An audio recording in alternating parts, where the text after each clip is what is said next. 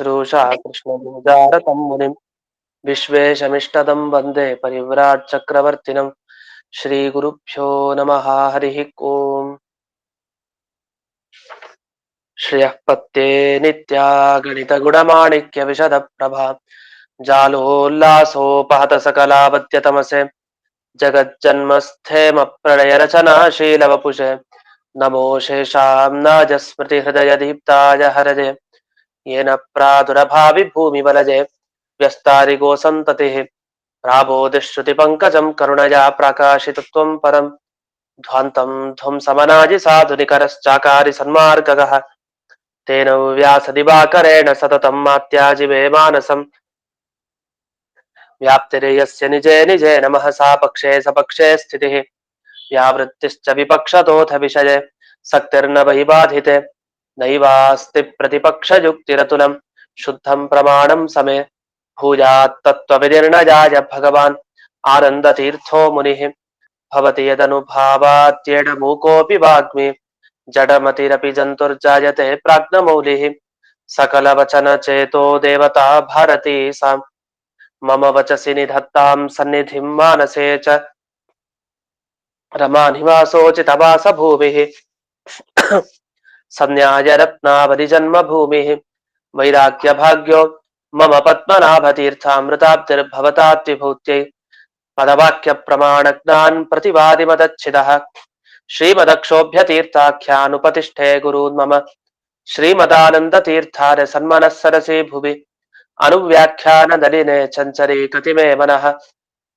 न शब्दाब्धौ गाढाः न च निगमचर्चासु चतुराः न च न्याये प्रौढाः न च विदितवेद्या अपि वयं परं श्रीमत्पूर्णप्रमतिगुरुकारुण्यसरणिं प्रपन्नामान्यास्मः किमपि च वदन्तोऽपि महताम् ॐ नारायणं निखिलपूर्णगुणैकदेहं निर्दोषमाप्यतममप्यखिलैः सुवाक्यैः अस्योद्भवादिदमशेषविशेषतोऽपि वन्द्यं सदा प्रियतमं मम सन्नमामि कुपिता हि पणच्छाया समीकृत्या परं सुखं सेवन्ते यत्पदं धीरास्तं भजे वल्लभं श्रियः।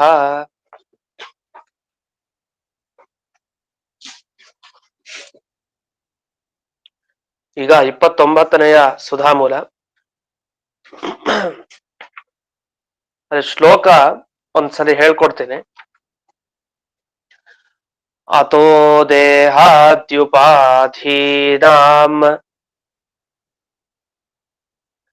ಅಪಾಯೇ ಸಮತಾ ಭವೇತ್ ಈಶರೂಪೈರಥಾ ಭಾಸ ಮುಖ್ಯತಃ ಸೂರ್ಯಕಾದಿವತ್ ಯದಾ ತದೋಪಾಧ್ಯಾಯತ್ತ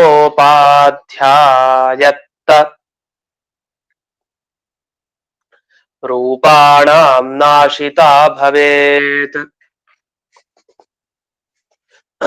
ನೆನೆ ಶ್ಲೋಕ ಹೇಳ್ಕೊಟ್ಟಿದ್ದೆ, ಒಂದ್ ಸ್ವಲ್ಪ ಮುಂದೆ ಇದೊಂದ್ಸಲಿ ಅದು ಹೇಳ್ಕೊಡಿ ಅಂತ ಕೇಳಿದ್ರಿಂದ ಮತ್ತೆ ಹೇಳಿದ್ದೇನೆ. ಇಲ್ಲಿ ಪೀಠಿಕೆಯನ್ನ ನೋಡಿದ್ವಿ. ಒಟ್ಟು 2 ಪ್ರಶ್ನೆಯನ್ನ ಮಾಡಿದ್ರು. ಒಂದು ಪ್ರಶ್ನೆ ಏನು ಅಂದ್ರೆ, ಮತ್ಸ್ಯ ಕೂರ್ಮ ಈ ಎಲ್ಲ ಭಗವಂತನ ಅವತಾರ, ಅದು ಭಗವಂತನ ಒಂದೊಂದು ಅಂಶ.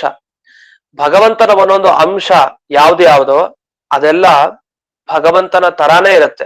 ಅಂದ್ರೆ ಭಗವಂತನಲ್ಲಿ ಯಾವ ವೈಭವ ಕಾಣ್ತೀವಿ ಅದರಲ್ಲಿ ಒಂಚೂರಾದ್ರೂ ವೈಭವ ಕಾಣ್ಲೇಬೇಕು. ಯಾಕೆ? ಭಗವಂತನ ಅಂಶ ಆದ್ರಿಂದ. ಅದೇ ತರ ಜೀವರು ಕೂಡ ಒಂದ್ ವೇಳೆ ಭಗವಂತನ ಅಂಶ ಅಂತಾನೆ ಆಗಿದ್ರೆ ಆಗ ಭಗವಂತನಲ್ಲಿ ಯಾವ ವೈಭವ ಇದೆ ಒಂದ್ ಸ್ವಲ್ಪನಾದ್ರೂ ಕಾಣ್ಬೇಕಾಗಿತ್ತು. ಮತ್ಸ್ಯಾದಿ ಅವತಾರಗಳಲ್ಲಿ ಹೇಗೆ ಕಾಣುತ್ತೋ ಆ ಥರನಾದ್ರೂ ಕಾಣ್ಬೇಕಾಗಿತ್ತು, ಆದ್ರೆ ಕಾಣ್ತಾ ಇಲ್ಲ.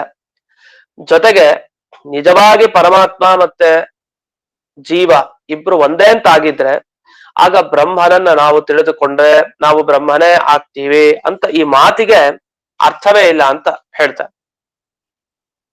ಇದನ್ನ ನೆನೆ ದಿವಸ ನೋಡಿದ್ವಿ ಇಷ್ಟನ್ನ. ಯಾಕೆ ಬ್ರಹ್ಮವಿತ ಬ್ರಹ್ಮೈವ ಭವತಿ ಅಂತ ಬ್ರಹ್ಮನಾಗೋದೇನು? ನಾವು ಇರೋದೇ ನಾವೇ ಬ್ರಹ್ಮ, ನಾವೇ ಬ್ರಹ್ಮ ಆಗ್ಬಿಟ್ಟಿದೀವಿ ಈಗಾಗ್ಲೇ, ಮತ್ ಬ್ರಹ್ಮನಾಗೋದೇನು? ಆ ಮಾತಿಗೆ ಅರ್ಥ ಇಲ್ಲ. ಮತ್ತೆ ಬ್ರಹ್ಮವಿತ್ ಪರಮಾತ್ಮನ ಅಪರೋಕ್ಷ ಜ್ಞಾನ ತಿಳಿಯೋದು ಅದೆಲ್ಲ ಅರ್ಥನೇ ಇಲ್ಲ. ಯಾಕೆ? ನಮ್ಮ ಬಗ್ಗೆ ನಮಗ್ ಜ್ಞಾನ ಇದ್ದೇ ಇದೆ. ಬ್ರಹ್ಮವಿತ್ ಬ್ರಹ್ಮೈವ ಭವತಿ, ಅಷ್ಟೇ ಅಲ್ಲದೆ ಬ್ರಹ್ಮನಂತ ತಿಳ್ಕೊಳ್ಳೋ ಅಂದ್ರೆ ಬ್ರಹ್ಮ ಬೇರೆ ನಾವು ಬೇರೆ, ಆಗ ಸಾಧ್ಯನೇ ಇಲ್ಲ. ಎಲ್ಲ ಒಂದೇ ಅಂತ ಆದ್ಮೇಲೆ ಬ್ರಹ್ಮೈವ ಭವತಿ ಅಂತ ಹೇಳುವಂತ ಮುಕ್ತಿ ಸರಿ ಇಲ್ಲ. ಯಾಕೆ ಬ್ರಹ್ಮ ಸ್ವರೂಪವನ್ನ ಪಡಿಬೇಕಾಗಿದೆ, ನಾವ್ ಆಗ್ಲೇ ಬ್ರಹ್ಮರಾಗ್ಬಿಟ್ಟಿದೀವಿ ಅಂತ. ಇದಕ್ಕೆ ಉತ್ತರ ಕೊಡ್ತಾರೆ, ಅಥೋ ದೇಹಾದ್ಯುಪಾಧೀನಾಂ ಅಪಾಯೇ ಸಮತಾ ಭವೇತ್ ಈಶ ರೂಪೈ. ಅತಃ ಅಂದ್ರೆ ಆದ್ದರಿಂದ ಅಂತ ಅರ್ಥ. ಅಂದ್ರೆ ಅವರ ಸಿದ್ಧಾಂತದ ಪ್ರಕಾರ ಏನ್ ಉತ್ತರ ಅಂತ ಹೇಳ್ತಾರೆ. ಬುದ್ಧಿ ಸನ್ನಿಹಿತಂ ತದೀಯ ಸಿದ್ಧಾಂತಂ. ಅತಃ ಅಂತಂದ್ರೆ ನಮ್ಮ ಬುದ್ಧಿಯಲ್ಲಿ ಅವರ ಸಿದ್ಧಾಂತ ಇದೆ, ಭಾಸ್ಕರ ಸಿದ್ಧಾಂತ ಇದೆ ತಲೆಯಲ್ಲಿ. ಆ ಸಿದ್ಧಾಂತದ ಪ್ರಕಾರ ಏನು, ಇದಕ್ಕೆ ಉತ್ತರ ಕೊಡ್ತಾರೆ ಈ ಪ್ರಶ್ನೆಗಳಿಗೆ ಅಂದ್ರೆ ಶುರು ಮಾಡ್ತಾರೆ. ಜೀವ ಮತ್ತೆ ಬ್ರಹ್ಮನಿಗೆ ಭೇದ ಅಭೇದ ಎರಡು ಇದೆ ನಿಜ. ಅಂದ್ರೆ ಜೀವ ಮತ್ತೆ ಪರಮಾತ್ಮ ಇಬ್ರು ಬೇರೇನೂ ಹೌದು, ಒಂದೇನೂ ಹೌದು. ಭೇದ ಅಭೇದ ಎರಡು ಒಪ್ಪಿದೀವಿ. ಆದ್ರೆ ಎರಡು ಸ್ವಾಭಾವಿಕ ಅಲ್ಲ. ಹೊರತು ಒಂದು ಬರೋದು ಯಾವುದೋ ನೆಪದಿಂದ, ಇನ್ನೊಂದು ಸಹಜವಾಗಿರೋದು. ಈಗ ನಾವು ಒಳ್ಳೆಯವರಾಗಿರ್ತೀವಿ, ಕೆಲವ್ರ ಬಗ್ಗೆ ಹೇಳ್ತೀವಿ ಇವನು ಸಹಜವಾಗಿ ಒಳ್ಳೆಯವನೇ, ಸ್ವಾಭಾವಿಕವಾಗಿ ಒಳ್ಳೆಯವನೇ, ಆದ್ರೆ ಆಗಾಗ ಕೆಟ್ಟವರ ಸಂಪರ್ಕ ಆಯ್ತು ಜೀವನದಲ್ಲಿ, ಹಾಗಾಗಿ ಕೆಟ್ಟದ್ದನ್ನ ಮಾಡಿದ. ವಸ್ತುತಃ ಅವನು ಸ್ವಭಾವತಃ ಒಳ್ಳೆಯವನೇ, ಇನ್ನೊಂದು ದೋಷದಿಂದಾಗಿ, ಅದ ಕೆಟ್ಟವರ ಸಂಪರ್ಕ ಅದೇ ಒಂದು ದೋಷ, ಅದರಿಂದಾಗಿ ಅವನು ಕೆಟ್ಟವನಾದ ಅಂತ. ಅಂತೂ ಸ್ವಾಭಾವಿಕವಾಗಿ ಕೆಲವು ಇರುತ್ತೆ ಗುಣ, ಕೆಲವನ್ನ ಔಪಾಧಿಕ ಗುಣ ಅಂತ ಕರಿತೀವಿ. ಏನೋ ಒಂದು ನೆಪದಿಂದ, ಉಪಾಧಿ ಕಾರಣದಿಂದ ಬರುವಂತಹ ಗುಣ. ಅದಕ್ಕೆ ನಿಮ್ಮಲ್ಲಿ ಸ್ವಾಭಾವಿಕ ಗುಣಗಳು ಯಾವುದು, ನಿಮ್ಮಲ್ಲಿ ಔಪಾಧಿಕ ಗುಣಗಳು ಯಾವುದು ಅಂದ್ರೆ, ಸ್ವಾಭಾವಿಕವಾಗಿ ನಾವು ಒಳ್ಳೆಯವರೇ, ಆದ್ರೆ ಔಪಾಧಿಕವಾಗಿ ಕೆಟ್ಟವರಾಗ್ಬೇಕಾಗಿ ಬರುತ್ತೆ. ನಿಜವಾಗ ನಾವು ಒಳ್ಳೆಯವರೇ, ಅದೇನ್ ಮಾಡೋದು, ಜೀವನದಲ್ಲಿ ಉಪಾಧಿ ಕೆಲವು ಕಾರಣದಿಂದ ಕೆಟ್ಟವರಾಗ್ಬೇಕಾಗಿ ಬರುತ್ತೆ. ಅಂತೂ ಔಪಾಧಿಕ ಸ್ವಾಭಾವಿಕ ಅನ್ನೋ ಏನು ಎರಡು ಶಬ್ದಗಳಿದೆ, ಅದರ ಪರಿಚಯ ಇಷ್ಟು. ಇಲ್ಲಿ ಆ ಶಬ್ದ ಒಂದು ಬಳಸ್ತಾರೆ, ಅದಕ್ಕೋಸ್ಕರ ಅದರ ವಿವರಣೆ ಮಾಡಿದೆ. ಇಲ್ಲಿ ಕಿಂತು ಅಭೇದ ಸ್ವಾಭಾವಿಕ ಭೇದಸ್ತು ಔಪಾಧಿಕ. ನಿಜವಾಗಿ ದೇವರು ಮತ್ತೆ ಜೀವ ಇವರಿಬ್ಬರಲ್ಲಿ ಇರೋದು ಯಾವುದು, ಸ್ವಾಭಾವಿಕ ಸಹಜವಾಗಿರೋದು ಯಾವುದು, ಅಭೇದ. ಇಬ್ರು ಒಂದೇನೆ. ಇದು ಭಾಸ್ಕರಾಚಾರ್ಯ ಹೇಳ್ತಾರೆ ನೋಡಿ. ಈಗ ತಮ್ಮ ಅದ್ವೈತ ಛಾಯೆ ಹೊರಗೆ ಹಾಕ್ತಾರೆ. ಇಲ್ಲಿವರೆಗೂ ಕೂಡ ತಾವೇನೋ ಅದ್ವೈತಿಗಳ ಗುಂಪಲ್ಲೂ ಸೇರಲ್ಲ, ಈ ಕಡೆ ಈ ತರ ದ್ವೈತಿಗಳ ಗುಂಪಲ್ಲೂ ಸೇರಲ್ಲ ಅನ್ನೋ ತರ ಮಾತಾಡ್ತಾ ಇದ್ರು. ಈಗ ಸಿಗಾಕೊಂಡ್ರು. ಅವ್ರು ಹೇಳ್ತಾರೆ ಅಭೇದ ಸಹಜವಾಗಿದೆ, ದೇವರು ಜೀವ ಸಹಜವಾಗಿ ಒಬ್ರೆ ನಿಜವಾಗಿ, ಆದ್ರೆ ಭೇದಸ್ತು ಔಪಾಧಿಕ. ಭೇದ ಯಾವುದೋ ಒಂದು ಕಾರಣದಿಂದ ಬರುತ್ತಷ್ಟೇ. ನಿಜವಾಗ ಅಭೇದದ ಬಗ್ಗೆ ಅವರಿಗೆ ಒಲವು ಜಾಸ್ತಿ ಇದೆ ಭಾಸ್ಕರ ಆಚಾರ್ಯರಿಗೆ. ಅದಕ್ಕೋಸ್ಕರ ಭಾಸ್ಕರ ಮತದಲ್ಲಿ ಅಭೇದ ಸ್ವಾಭಾವಿಕ, ಔಪಾಧಿಕ ಯಾವುದು ಭೇದ ಅಂತ ಹೇಳಿದ್ದಾರೆ. ಅದಕ್ಕೆ ಉದಾಹರಣೆನೂ ಕೂಡ ಕೊಡ್ತಾರೆ. ಸ್ವಾಭಾವಿಕವಾಗಿ ಪರಮಾತ್ಮ ಮತ್ತೆ ಜೀವರೇನಿದ್ದಾರೆ ಇವರಲ್ಲಿರೋ ಅಭೇದ ಸ್ವಾಭಾವಿಕ ಏನಿದೆ, ಇದು ಮತ್ಸ್ಯಾದಿ ಅವತಾರಗಳನ್ನ ತಗೊಂಡಾಗ ಕೆಲವು ಸಲ ಭೇದ ಇರೋ ತರ ಕಾಣುತ್ತೆ.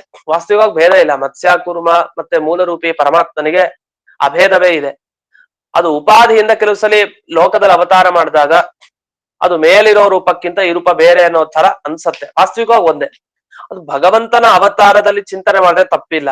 ಆದ್ರೆ ಜೀವ ಪರಮಾತ್ಮ ಒಬ್ಬರೇ ಅಂತಂದ್ರೆ ಅದು ಸರಿ ಇಲ್ಲ. ಅದಕ್ಕೆ ಇಯಾಂಸ್ತು ವಿಶೇಷ ಅಂತ ಬಿಡಿಸ್ತಾರೆ. ನಾವ್ ಇಲ್ಲೇನ್ ತಿಳಿಬೇಕಾಗಿದೆ, ಆ ಭಾಸ್ಕರ ಮತದಲ್ಲಿ ಅವರು ಹೇಳುವಂತ ವಿಷಯ ಏನು ಅದನ್ನ ಸರಿಯಾಗಿ ವಿವರಿಸಿ ಕೊಡ್ತಾರೆ. ಮತ್ಸ್ಯಾದ್ಯಾಹ ಜಗದ್ ಅನುಗ್ರಹಾರ್ಥಂ ಲೀಲಾ ವಿಗ್ರಹ ಉಪಾಧಿ ಭಿನ್ನಾಹ ಅತಿರಸ್ಕೃತ ಐಶ್ವರ್ಯಾದಿ ಮಂತಹ. ಇದೆಲ್ಲ ಅವ್ರು ಹೇಳೋದು, ಭಾಸ್ಕರ ಮತದ ವಿಷಯ. ಅದನ್ನ ಜಯತೀರ್ಥರು ವಿವರಣೆ ಮಾಡ್ತಾ ಇದ್ದಾರೆ. ಈಗ ಮತ್ಸ್ಯ ಕೂರ್ಮ ಇದೆಲ್ಲ ಅವತಾರ ಆಯ್ತಲ್ಲ, ಯಾಕೆ ಅವತಾರ ಆಯ್ತು? ಜಗದ್ ಅನುಗ್ರಹಾರ್ಥಂ, ಇಡೀ ಜಗತ್ತಿಗೆ ಅನುಗ್ರಹ ಮಾಡ್ಲಿಕ್ಕೆ ಅಂತಾನೆ ಅವತಾರಗಳೆಲ್ಲ ಆದಿತ್ತು. ಹಾಗಾದ್ರೆ ಅವರು ಇದನ್ನ ಒಪ್ಕೊಳ್ತಾರೆ. ಭಗವಂತ ತಾನು ಮತ್ಸ್ಯಾದಿ ಅವತಾರಗಳನ್ನ ಎತ್ತಿದ್ ಯಾಕೆ ಅಂದ್ರೆ ಜಗತ್ತಿಗೆ ಅನುಗ್ರಹ ಮಾಡ್ಲಿಕ್ಕೋಸ್ಕರ. ಇದು ಒಪ್ಪಿದ್ರು. ಅದಕ್ಕೋಸ್ಕರ ಏನ್ ಮಾಡ್ದ ಪರಮಾತ್ಮ? ಲೀಲಾ ವಿಗ್ರಹ ಉಪಾಧಿ ಭಿನ್ನಾಹ, ಅನೇಕ ವಿಗ್ರಹ ಅಂದ್ರೆ ದೇಹ, ಅನೇಕ ದೇಹಗಳನ್ನ ತಾನು ಲೀಲೆಯಿಂದ ಸ್ವೀಕಾರ ಮಾಡಿದ. ಅಂದ್ರೆ ಅವ್ನು ದೇಹ ತಗೊಳ್ತಾನೆ ಅಂತ ಇವ್ರು ಹೇಳ್ತಾ ಇದ್ದಾರೆ. ಮೇಲಿದ್ದ ದೇಹದಿಂದಲೇ ಬಂದದ್ದಲ್ಲ, ಹೊಸದಾಗಿ ದೇಹ ತಗೊಂಡ. ಲೀಲಾ ವಿಗ್ರಹ ಉಪಾಧಿ ಭಿನ್ನಾಹ, ಲೀಲೆ ಅನಾಯಾಸವಾಗಿ ತಾನು ಲೀಲೆ ಆಟ ಆಡೋ ರೀತಿಯಲ್ಲಿ ಅನೇಕ ದೇಹಗಳನ್ನ ಸ್ವೀಕಾರ ಮಾಡಿ ತಾನು ಎಂದಿಗೂ ತನ್ನ ಐಶ್ವರ್ಯ ಕಳ್ಕೊಳ್ಳಿಲ್ಲ. ಆ ರೂಪದಲ್ಲಿ ಮತ್ಸ್ಯ ಕೂರ್ಮ ವರಾಹ ಪ್ರತಿಯೊಂದು ರೂಪದಲ್ಲಿ ಅವನಿಗೇನು ಅಧಿಕಾರತನ ಇತ್ತು, ಐಶ್ವರ್ಯ ಈಶ್ವರತ್ವ ಅದು ಹಾಗೆ ಇತ್ತು. ಆದ್ರೆ ಜೀವರಾಗ್ಬೇಕಾದ್ರೆ ಅವರು ನಿಜವಾಗಿ ಪರಮಾತ್ಮನ ಅಂಶರೇ, ಮತ್ಸ್ಯಾದಿ ಅವತಾರಗಳಂತೆ ಪರಮಾತ್ಮನ ಅಂಶರೇ ಜೀವರು. ಆದ್ರೂ ಯಾಕೋ ಇವರಲ್ಲಿ ಆ ದೇವರ ಸ್ವಭಾವ ಕಾಣ್ತಾ ಇಲ್ಲ. ತಿರಸ್ಕೃತ ಬ್ರಹ್ಮ ಸ್ವಭಾವ. ಆ ಬ್ರಹ್ಮತ್ವ ಏನಿದೆ ಅಂದ್ರೆ ಆ ದೇವರೇ ಇವರು, ನಿಜವಾಗಿ ಜೀವರೆಲ್ಲ. ಆದ್ರೂ ಆ ಪರಬ್ರಹ್ಮತ್ವ ನಮ್ಮಲ್ಲಿ ಯಾಕೋ ಕಾಣ್ತಾ ಇಲ್ಲ. ಅದು ಹೊರಟೋಗ್ಬಿಡಿದೆಯಂತೆ, ಅದು ಕಾಣ್ತಾ ಇಲ್ಲ. ಯಾಕೆ ಕಾಣ್ತಾ ಇಲ್ಲ ಅಂದ್ರೆ ನಾವು ಪಡೆದಿರೋ ಈ ದೇಹವೇ ಕಾರಣ. ಈ ದೇಹ, ಅದರಲ್ಲಿರೋ ಇಂದ್ರಿಯ, ಈ ಮನಸ್ಸು, ಮತ್ತೆ ಅನಾದಿಯಾದ ಅವಿದ್ಯೆ, ಅಜ್ಞಾನ, ಕಾಮ, ಕರ್ಮ ಇವೆಲ್ಲ ಇದೆ. ಈ ಎಲ್ಲ ಕಾರಣದಿಂದ ಏನಾಯ್ತು ಅಂತಂದ್ರೆ ನಾವು ನಮ್ಮ ಸ್ವರೂಪವನ್ನ ಕಳ್ಕೊಂಡಿರೋ ತರ ಇದೀವಿ. ನಿಜವಾಗಿದೆ ನಮ್ಮ ಸ್ವರೂಪ ಅದೇ, ನಾವೇ ದೇವರು. ಆದ್ರೂ ಇದೆಲ್ಲದರ ಸಂಬಂಧ ಬಂದಾಗ ನಾವು ನಮ್ಮ ಸ್ವರೂಪವನ್ನೇ ಮರೆತು ಬಿಟ್ಟಿದೀವಿ. ನಮ್ಮಲ್ಲಿರೋ ಬ್ರಹ್ಮತ್ವ ಎಲ್ಲ ಅದು ಉದಾಸೀನತೆಗೆ ಒಳಗಾಗ್ಬಿಟ್ಟಿದೆ, ನಮಗ್ ಗೊತ್ತಾಗ್ತಾ ಇಲ್ಲ. ಅದಕ್ಕೋಸ್ಕರನೇ ನಾವು ದುಃಖವನ್ನ ಅನುಭವಿಸ್ತಾ ಇದೀವಿ. ವಾಸ್ತವ ನಮ್ಗೆ ದುಃಖ ಇಲ್ಲ, ನಿಜವಾಗ ನಾವು ಆರಾಮಾಗೇ ಇರೋರು. ಆದ್ರೆ ಯಾಕೋ ಈ ದೇಹ, ಇಂದ್ರಿಯ, ಕಾಮ, ಕರ್ಮ, ಅನಾದಿ ಅವಿದ್ಯೆ ಇದೆಲ್ಲದರ ಸಂಪರ್ಕ ಆಗಿರೋದ್ರಿಂದ ನಮಗೆ ಆ ಎಲ್ಲ ವಸ್ತುಗಳ ಸಂಪರ್ಕದ ಕಾರಣದಿಂದ, ಉಪಾಧಿಯಿಂದ ನಮಗೆ ದುಃಖ ಬರ್ತಾ ಇದೆ. ಸಹಜವಾಗಿ ನಮಗೆ ಯಾವುದು ದುಃಖ ಇಲ್ಲ. ಹಾಗಾದ್ರೆ ಇಲ್ಲಿವರೆಗೂ ಏನು ಉತ್ತರ ಕೊಟ್ರು? ಪ್ರಬಲವಾದ ಪ್ರಶ್ನೆ ಇತ್ತು. ಏನು? ಪರಮಾತ್ಮನ ಅಂಶನೇ ಜೀವರು, ಪರಮಾತ್ಮನ ಅಂಶನೇ ಮತ್ಸ್ಯಾದಿ ಅವತಾರಗಳು. ಅವತಾರಗಳಲ್ಲಿ ಮಾತ್ರ ದೋಷ ಇಲ್ಲ, ಭಗವಂತಂತ್ರನೇ ಐಶ್ವರ್ಯ ಇದೆ. ಆದ್ರೆ ಅದೇ ಪರಮಾತ್ಮನ ಅಂಶಗಳಾದ ಜೀವರಲ್ಲಿ ಐಶ್ವರ್ಯಾದಿಗಳು ಕಾಣ್ತಾ ಇಲ್ಲ. ಯಾಕೆ? ದುಃಖ ಯಾಕೆ ಬರ್ತಾ ಇದೆ ಅನ್ನೋ ಪ್ರಶ್ನೆಗೆ ಉತ್ತರ ಸಂಬಂಧ, ಪ್ರಕೃತಿಯ ಸಂಬಂಧ ಇದೆ. ಮತ್ಸ್ಯಾದಿ ಅವತಾರಗಳಿಗೆ ಆ ರೀತಿ ಇರ್ಲಿಲ್ಲ. ಅದಕ್ಕೆ ಲೀಲಾ ವಿಗ್ರಹ, ಅವುಗಳ ದೇಹ ಪಡೆದಿದ್ದೇ ಬೇರೆ ರೀತಿ ದೇಹವನ್ನ ಪಡೆದು ಬಂದಿತ್ತು. ಆದ್ರೆ ನಾವು ಹಾಗಲ್ಲ. ನಾವು ಅನಾದಿಯಾದ ಅವಿದ್ಯೆ, ಕಾಮ, ಕರ್ಮ ಇದರಿಂದ ದೇಹ, ಇಂದ್ರಿಯ ಇದನ್ನ ಪ್ರತಿಯೊಬ್ರು ಬೇರೆ ಬೇರೆ ಅದನ್ನ ಪಡೆದಿದ್ದೀವಿ ಜೀವರು. ಇಂಥ ನಮಗೆ ತಿರಸ್ಕೃತ ಬ್ರಹ್ಮ ಸ್ವಭಾವ, ಆ ದೇವತ್ವ ಸ್ವಭಾವ ನಮ್ಮಲ್ಲಿ ಏನಿದೆ ಅದು ನಾವು ಕಳ್ಕೊಂಡಿದೀವಿ ಅಂತಂದ್ರೆ ಮುಚ್ಚಿ ಹೋಗಿದೆ ಅಂತ ಅಭಿಪ್ರಾಯ. ಅದು ಪೂರ್ತಿ ಹೋಗಲ್ಲ, ಒಂದ್ ದಿವ್ಸ ನಾವೇ ದೇವರ ಆಗ್ತೀವಿ. ಅದು ಸತ್ಯಕ್ಕೆ ಮುಚ್ಚಿ ಹೋಗಿದೆ.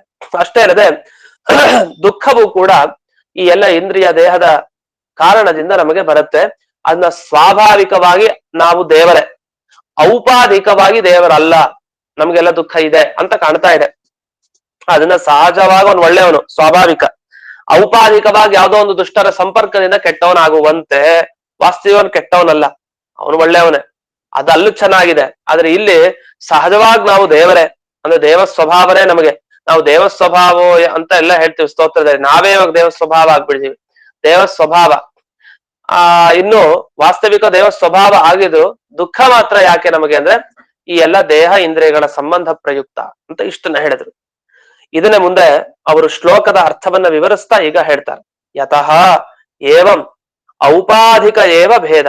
ಅದನ್ನ ನಮಗೂ ಪರಮಾತ್ಮನಿಗೂ ಇರೋ ಭೇದ ಈ ಒಂದೇ ಒಂದು ಕಾರಣದಿಂದ. ಯಾವ ಕಾರಣ? ದೇಹ ಇಂದ್ರಿಯ ಎಲ್ಲ ನಮಗಿದೆ. ಈ ಕಾರಣದಿಂದ ನಾವು ದೇವರು ಬೇರೆ ಬೇರೆ ತರ ಕಾಣ್ತಾ ಇದೀವಿ ಅಷ್ಟೇ, ಕಾಣ್ತಾ ಇದೀವಿ ಅಷ್ಟೇ. ವಾಸ್ತವಿಕವಾಗಿ ಹಾಗೆ ಇರೋದಲ್ಲ, ಕಾಣ್ತಾ ಇರೋದಷ್ಟೇ. ಆ ದೇಹ ಇಂದ್ರಿಯ ಎಲ್ಲ ಕಳ್ಕೊಂಡ್ಮೇಲೆ ನಾವು ದೇವರಾಗ್ತೀವಿ, ಸರಿ ಹೋಗ್ತದೆ ಆಗ ಅಂತ. ಆದ್ರಿಂದ ಜ್ಞಾನ ಕರ್ಮಾಭ್ಯಾಂ, ನಾವು ಒಳ್ಳೆಯ ಜ್ಞಾನ ಮತ್ತೆ ಒಳ್ಳೆಯ ಕರ್ಮ ಆಚರಣೆ ಇದೆಲ್ಲ ಸಂಪಾದನೆ ಮಾಡಿದಾಗ ನಮಗೆ ದೇಹ ಇಂದ್ರಿಯ ಈ ಪ್ರತಿಯೊಂದು ಉಪಾಧಿಗಳು ನಮ್ಮಿಂದ ಹೊರಗೆ ಹೋಗ್ಬಿಡತ್ತೆ. ಅದು ಆತ್ಯಂತಿಕ ಅಪಾಯ. ನಾಶ ಆಗೋದು ಅಂದ್ರೆ ಈ ಜನ್ಮದಲ್ಲೂ ಹೋಗತ್ ನಿಜ, ಸತ್ ಮೇಲೆ ಅದೆಲ್ಲ ಹೋಗ್ಲೇಬೇಕು ದೇಹ. ಆದರೆ ಇದು ಆತ್ಯಂತಿಕ ನಾಶ ಅಲ್ಲ. ಅಂದ್ರೆ ಮತ್ತೆ ಇನ್ನೊಂದು ಜನ್ಮ ಬರುತ್ತೆ, ಅಲ್ಲೂ ದೇಹ ಪಡಿತೀವಿ. ಆದ್ರಿಂದ ನಾಶ ಆದ್ರೆ ಇನ್ನೊಮ್ಮೆ ನಮಗ್ ದೇಹನೇ ಬರಬಾರ್ದು, ಮತ್ತೆ ಆ ತರ ನಾಶ ಆಗ್ಬೇಕು. ಆ ತರ ನಾಶ ಆದ್ರೆ ಮಾತ್ರ ಆಗ ನಾವು ಭಗವಂತನ ರೂಪ ಸಾಮ್ಯ ಪಡಿತೀವಿ, ನಾವು ಭಗವಂತನೇ ಆಗ್ತೀವಿ. ಈಶ ರೂಪೈ ಸಮತ. ಸಮತಾನ ಶಬ್ದ ಏಕತ್ವ, ಒಂದೇ ಆಗೋದು ಅಂತ ಅರ್ಥ. ನಾವು ದೇವರು ಒಂದೇ ಆಗ್ತೀವಿ. ಅದಕ್ಕೊಂದು ಉದಾಹರಣೆ ಕೊಡ್ತಾರೆ. ಹೇಗೆ ಅಂದ್ರೆ ಈಗ ಯಥಾ ಈಶ್ವರ ರೂಪಾಣಿ, ಭಗವಂತನ ರೂಪಗಳಿದೆ, ಮತ್ಸ್ಯ ಕೂರ್ಮ ಇದೆಲ್ಲ ತಾವು ಏನೋ ಒಂದು ಕೆಲಸಕ್ಕೆ ಅಂತ ಭೂಮಿಯಲ್ಲಿ ಅವತಾರವನ್ನ ಎತ್ಕೊಂಡು ಬಂದಿವೆ, ಲೀಲಾ ವಿಗ್ರಹ ಧಾರಣೆ ಮಾಡ್ಕೊಂಡು ಬಂದಿವೆ ಎಲ್ಲ. ಅವೆಲ್ಲ ತಮ್ಮ ಕೆಲಸ ಮುಗಿದ ಮೇಲೆ ಕೊನೆಗೆ ತಾವು ತಮ್ಮ ಇಚ್ಛೆಯಿಂದ ತಾವು ಈ ಶರೀರವನ್ನ ಬಿಟ್ಟು ತಾವು ಹೋಗಿ ನೇರವಾಗಿ ದೇವರನ್ನೇ ಸೇರ್ಕೊಳ್ಳೋದು. ಯಾವುದು? ಮತ್ಸ್ಯ ಕೂರ್ಮ ವರಾಹ ಎಲ್ಲ ಪ್ರತಿಯೊಂದು ಭಗವಂತನ ಅವತಾರ ಏನಿದೆ ಅದೆಲ್ಲ ಯಾರಿಗೋ ಒಬ್ಬ ರಾಜನಿಗೆ ಅನುಗ್ರಹ, ಇನ್ನೊಬ್ಬ ಯಾರೋ ರಾಕ್ಷಸನನ್ನ ಸಂಹಾರ ಮಾಡಿ ವೇದ ಉದ್ಧಾರ ಮಾಡ್ಬೇಕು. ಈ ತರ ಪ್ರತಿಯೊಂದು ಒಂದ ಜ್ಞಾನ ಕಾರ್ಯನೋ ಒಂದ ಬಲ ಕಾರ್ಯನೋ ಏನಿದೆ ಆ ಕಾರ್ಯವನ್ನ ಮಾಡ್ಲಿಕ್ಕೋಸ್ಕರ ತಾವು ಎಲ್ಲ ಅವತಾರವನ್ನ ಎತ್ತಿದ್ವು. ಭಗವಂತನ ರೂಪಗಳು ಬಂದಾದ್ಮೇಲೆ ಮುಗೀತು, ಕೆಲಸ ಮುಗೀತಾ ಅಂತ ಆದ್ಮೇಲೆ ತಾವು ಲೀಲೆಯಿಂದ ಏನು ಶರೀರವನ್ನ ದೇಹವನ್ನ ಧರಿಸಿದ್ರು ಆ ದೇಹವನ್ನೆಲ್ಲ ತ್ಯಾಗ ಮಾಡ್ಬಿಡ್ತಾರೆ. ತ್ಯಾಗ ಮಾಡಿ ಏನಾಗುತ್ತಾರೆ, ಈಶ್ವರ ತಾಮ್ ಆಪತ್ಯಂತೆ, ಅವ್ರು ದೇವರಾಗ್ಬಿಡ್ತಾರೆ. ಅದ್ ನಿಜಾನೇ, ಎಲ್ಲ ರೂಪಗಳೇನಿತ್ತು ಅದೆಲ್ಲ ಹೋಗಿ ಭಗವಂತನಲ್ಲಿ ಮತ್ತೆ ಐಕ್ಯವನ್ನ ಪಡೆಯುತ್ತ ಆ ರೂಪ. ಆದ್ರೆ ಜೀವಾಹ ಅಪಿ, ಹೇಗೆ ಮತ್ಸ್ಯ ಕೂರ್ಮಾದಿ ಅವತಾರಗಳಿಗೆ ಈ ರೀತಿ ಇದೆಯೋ ಹಾಗೆ ಜೀವರುಗಳಿಗೂ ಕೂಡ ಇದೇ ತರ ಅಂತೆ. ಹೇಗೆ ಅಂದ್ರೆ ಅನುಷ್ಠಿತ ಜ್ಞಾನ ಕರ್ಮ ಸಮುಚ್ಚಯ, ಇದೊಂದು ವಾದ, ಜ್ಞಾನ ಕರ್ಮ ಸಮುಚ್ಚಯವಾದ ಅಂತ.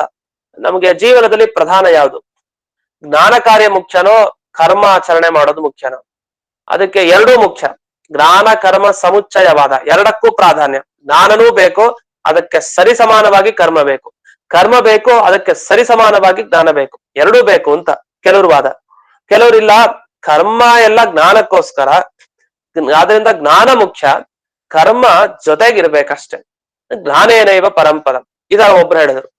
ಇನ್ ಕೆಲವ್ರು ಹೇಳಿದ್ರು ಹಾಗಲ್ಲ, ಕರ್ಮದಿಂದ ಜ್ಞಾನ, ಜ್ಞಾನದಿಂದ ಕರ್ಮ, ಹೀಗೆ ಹೋಗ್ತಾನೆ ಇರುತ್ತೆ ಅಂತ.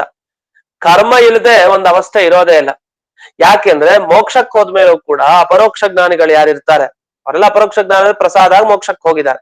ಆ ಮೋಕ್ಷಕ್ಕೆ ಹೋದ ವ್ಯಕ್ತಿಗಳು ತಾವು ಹಿಂದೆ ದೇವರ ಪೂಜೆ ಎಲ್ಲ ಮಾಡ್ತಾ ಇದ್ರಲ್ಲ, ಆ ತರನೇ ಮತ್ತೆ ಅಲ್ಲೂ ದೇವ್ರ ಪೂಜೆ ಮಾಡ್ತಾರೆ, ಅಲ್ಲೂ ಯಾಗ ಮಾಡ್ತಾರೆ, ಅಲ್ಲೂ ಪ್ರದಕ್ಷಿಣೆ ಹಾಕ್ತಾರೆ ದೇವರಿಗೆ, ಎಲ್ಲ ಮಾಡ್ತಾರೆ ಅಂತ. ಎಲ್ಲ ಮಾಡ್ತಾರೆ ಅಂತ ಆದ್ಮೇಲೆ ಅವ್ರು ಯಾಕೆ ಮಾಡೋದಲ್ಲಿ ಕರ್ಮಗಳನ್ನ? ಜ್ಞಾನ ಸಿಕ್ಕಾಯ್ತು, ಅನುಗ್ರಹನೂ ಆಯ್ತು, ಮತ್ತ ಅಲ್ಲೋದ್ಮೇಲೆ ಯಾಕೆ ಕರ್ಮಾಚರಣೆ ಮಾಡೋದು? ಅಂದ್ರೆ ಅವರಲ್ಲಿ ಇದ್ದ ಆನಂದನೇ ಇನ್ನು ಚೆನ್ನಾಗಿ ಅಭಿವ್ಯಕ್ತಿ ಆಗ್ಲಿ ಅನ್ನೋದಕ್ಕೂ ಮಾಡ್ತಾರೆ. ಹಾಗಾದ್ರೆ ಏನಾಯ್ತು, ಕರ್ಮ ಇಲ್ಲದೆ ಒಂದು ಅವಸ್ಥೆನೇ ಇಲ್ಲ. ಮೋಕ್ಷಕ್ಕೆ ಹೋದ್ಮೇಲೂ ಕೂಡ ಕರ್ಮಾಚರಣೆ ಇದ್ದೇ ಇದೆ. ನಮ್ಗೆ ಏನಂದ್ರೆ ಕರ್ಮವನ್ನು ದೂಡೋದಲ್ಲ, ಕರ್ಮದಿಂದ ಏನು ಬರೀ ಜ್ಞಾನದಿಂದ ಅಂತ ಹಾಗಲ್ಲ. ಕರ್ಮಾಚರಣೆ ಮಾಡ್ತಾ ಜ್ಞಾನ ಸಂಪಾದನೆ, ಜ್ಞಾನ ಸಂಪಾದನೆ ಮಾಡಿದ ಮೇಲೂ ಮೋಕ್ಷದಲ್ಲಿ ಮತ್ತೆ ಕರ್ಮದ ಅನುವೃತ್ತಿ, ಮತ್ತೆ ಕರ್ಮಾಚರಣೆ ಅವ್ನು ಮಾಡ್ತಾನೆ ಇರ್ತಾನೆ. ಅವನು ಏನು ಜಿಜೀವಿಷೇತ್ ಶತಂ ಸಮಾಹ, 100 ವರ್ಷ ಬದುಕಿದ್ರೆ ಅವನು ಕರ್ಮಗಳನ್ನ ಮಾಡ್ತಾನೆ ಇರ್ಬೇಕು, ಅಷ್ಟು ಜೀವನವಿಡೀ. ಆ ತರ ಅಂತ ಹೇಳ್ತೇವೆ. ಜೀವನವಿಡೀ ಅಲ್ಲ, ಮೋಕ್ಷ ಸಿಕ್ಕಿದ ಮೇಲೂ ಕೂಡ ಅದು ಯಾವತ್ತು ಇನ್ಯಾವತ್ತೂ ಕೂಡ ಅವ್ನು ಕರ್ಮಾಚರಣೆ ಮಾಡ್ತಾನೆ ಇರ್ಬೇಕು.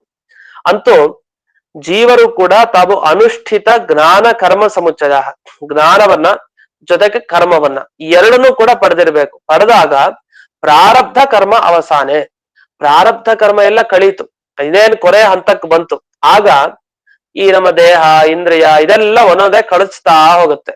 ಅಂದ್ರೆ ಪ್ರಾರಬ್ಧ ಕರ್ಮ ಅನುಭವಿಸ್ತಾ ಇದೀವಿ, ಮುಗಿಯೋ ಹಂತಕ್ಕೆ ಬಂತು, ಇನ್ನು ಮುಕ್ತಾಯ ಆಗುತ್ತೆ. ಅಷ್ಟೊತ್ತಿಗೆ ಈ ದೇಹ ಇಂದ್ರಿಯ ಎಲ್ಲ ಒಂದೊಂದೇ ಉಪಾಧಿಗಳು ನಮ್ಮಿಂದ ಹೊರಗೆ ಹೋಗ್ಲಿಕ್ಕೆ ಶುರುವಾಗುತ್ತೆ. ಇನ್ನು ಮತ್ತೊಮ್ಮೆ ದೇಹ ಪಡೆಯುವಂತ ಅವಶ್ಯಕತೆ ಬರೋದಿಲ್ಲ. ಆಗ ಸಹಜವಾಗಿ ನಾವೇನಾಗ್ತೀವಿ, ಸ್ವಾಭಾವಿಕಂ ಬ್ರಹ್ಮತ್ವಂ ಆಪದ್ಯಂತೆ, ನಮ್ಮದೇ ಸ್ವರೂಪ ಏನಿದೆ ಆ ದೇವ ಸ್ವರೂಪ ಅದನ್ನ ನಾವು ಪಡಿತೀವಿ, ಅಂದ್ರೆ ನಾವೇ ದೇವರಾಗಿ ಕೂತ್ಕೊಳ್ತೀವಿ ಅಂತ ಅಭಿಪ್ರಾಯ. ಆದ್ರಿಂದ ನಕಶ್ಚಿತ್ ದೋಷ, ಇಂಥ ಮತ ನಮ್ದು, ಇದ್ರಲ್ಲಿ ಏನ್ ದೋಷ ಇದೆ, ಎಲ್ಲವೂ ಸರಿ ಇದೆ ಅಂತ ಇವ್ರು ಹೇಳ್ತಾರೆ. ಯಾರು, ಭಾಸ್ಕರ ಮತದವರು. ಇಷ್ಟನ್ನ ಹೇಳಿ ಮುಂದೆ ಈ ಉಪಾಧಿಗಳ ಶಂಕೆ ಮಾಡ್ತಾರೆ.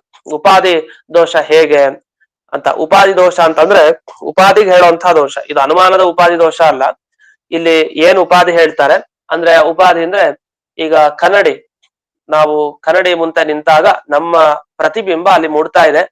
ಪ್ರತಿಬಿಂಬ ಮೂಡ್ಲಿಕ್ಕೆ ಬೇಕಾದದ್ದು ಉಪಾಧಿ, ಅದು ಯಾವುದು? ಕನ್ನಡಿ. ಹಾಗೆ ಸೂರ್ಯ ತಾನು ನೀರಿನಲ್ಲಿ ಕಾಣ್ತಾನೆ, ಸೂರ್ಯನ ಪ್ರತಿಬಿಂಬ ನೀರಿನಲ್ಲಿ ಕಾಣುತ್ತೆ, ಅದಕ್ಕೆ ಉಪಾಧಿ ಯಾವುದು? ಜಲ ಅಂತ ಹೇಳ್ತೀವಿ. ಹೀಗೆ ಈ ಬಿಂಬ ಪ್ರತಿಬಿಂಬ ಭಾವದಲ್ಲಿ ಉಪಾಧಿಯ ಬಗ್ಗೆ ಏನಿದೆ ವಿಚಾರ, ಅದನ್ನ ಈಗ ಮುಂದುವರಿಸ್ತಾರೆ. ಇಲ್ಲಿ ಸದ್ಯಕ್ಕೆ ಬಂದ ಉಪಾಧಿ ಬೇರೆ, ದೇಹಾದಿ ಉಪಾಧಿಗಳು ಅಂತ ಏನ್ ಬಂತು ಅದೊಂದು ಬೇರೆ ಉಪಾಧಿ. ಆದ್ರೆ ಅಲ್ಲಿಗೆ ಮುಂದೆ ಅನ್ವಯ ಸಂಬಂಧವನ್ನು ತರಿಸ್ತಾರೆ. ಸದ್ಯಕ್ಕೆ ಅವ್ರು ಹೇಳಿದ್ದು ದೇಹಾದಿ ಉಪಾಧಿಗಳು ಅಂತ ಏನಿದೆ, ಉಪಾಧಿ ಅಂದ್ರೆ ಕಾರಣ, ಆ ದೇಹಾದಿ ಕಾರಣ ನೀವು ಅಂದ್ರೆ ದಿಂದಾಗಿ ನಮಗೆಲ್ಲ ದುಃಖ ಬಂತು ಅಂತ ಏನ್ ಹೇಳಿದ್ರಲ್ಲ, ಅದು ಉಪಾಧಿ ಅನ್ನೋ ಶಬ್ದ ಕಾರಣ ಅನ್ನೋ ಅರ್ಥದಲ್ಲೂ ಇದೆ, ಮತ್ತೆ ಸ್ಥಾನ ಅನ್ನೋ ಅರ್ಥದಲ್ಲೂ ಕೂಡ ಉಪಾಧಿ ಶಬ್ದವನ್ನ ಹೇಳ್ಬೋದು. ಇಷ್ಟಾಗಿ ಮುಂದೆ ಅಥ ಆಭಾಸಾಹ ಮುಖ್ಯತಃ ಸೂರ್ಯಕಾಧಿಪತ, ಸೂರ್ಯಕನಂತೆ ಅಂದ್ರೆ ಸೂರ್ಯಕ್ಕ ಅಂತ ಯಾರನ್ನ ಕರಿತೀವಿ, ಸೂರ್ಯನಂತೆ ಇರೋ ಸೂರ್ಯನ ಪ್ರತಿಬಿಂಬವನ್ನ ಕರಿತೀವಿ. ಈಗ ಇಲ್ಲಿವರೆಗೂ ಏನ್ ಹೇಳಿದ್ರಿ, ಯದುಕ್ತಂ, ಮುಂದಿನ ಸುಧಾಮೂಲ, ಯದುಕ್ತಂ ಉಪಾಧ್ಯಾಯತ್ತತಾ ಭಾವಾದಿತಿ ತದಸಿದ್ಧಂ. ಅಂದ್ರೆ ನೀವು ಉಪಾಧಿಯ ಅಧೀನತೆಗೆ ಜೀವರು ಒಳಪಟ್ಟಿಲ್ಲ, ಆದ್ರಿಂದ ಅವರು ಪ್ರತಿಬಿಂಬ ಆಗ್ಲಿಕ್ಕೆ ಸಾಧ್ಯ ಇಲ್ಲ ಅಂತ ಆಕ್ಷೇಪ ಮಾಡಿದ್ರಿ. ಅಂದ್ರೆ ಇದ್ರ ಅಭಿಪ್ರಾಯ ಮತ್ತೆ ಬಿಡಿಸ್ತೇನೆ. ಏನಂದ್ರೆ, ಈಗ ಒಂದು ಬಿಂಬ ಮತ್ತೊಂದು ಪ್ರತಿಬಿಂಬ ಅಂತ ಕರಿಬೇಕು. ಈ ಬಿಂಬ ಪ್ರತಿಬಿಂಬ ಅಂತ ಕರಿಬೇಕು ಅಂದ್ರೆ ಒಂದು ಉಪಾಧಿ ಇರಲೇಬೇಕು. ಉಪಾಧಿ ಇಲ್ಲದೆ ಇದ್ರೆ ಬಿಂಬ ಪ್ರತಿಬಿಂಬ ಭಾವ ಯಾವ ವಸ್ತುಗೂ ಹೇಳಲಿಕ್ಕೆ ಬರಲ್ಲ. ಈಗ ನಮ್ಮ ಮುಖ ಕನ್ನಡಿಯಲ್ಲಿ ಕಂಡ್ರೆ ತಾನೆ ನಾವು ಬಿಂಬ, ನಮ್ಮ ಮುಖ ಅಲ್ಲಿ ತೋರದ್ ಪ್ರತಿಬಿಂಬ ಅಂತ ಹೇಳ್ಬೋದು.